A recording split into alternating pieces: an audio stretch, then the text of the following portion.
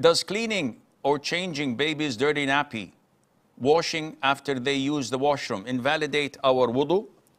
The answer is, the most authentic opinion is that this has no impact on a person's wudu. Now, we have to differentiate. Your wudu is a ritual state.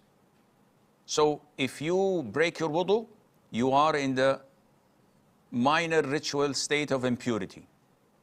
And if you perform wudu and complete it, you become in the ritual impurity state. This is not invalidated by touching an impurity. Because once I touch an impurity, while I'm in the state of wudu, my hand is impure. All what I have to do is wash it off. That's it. But my state of ritual impurity, my state of ritual purity is not affected.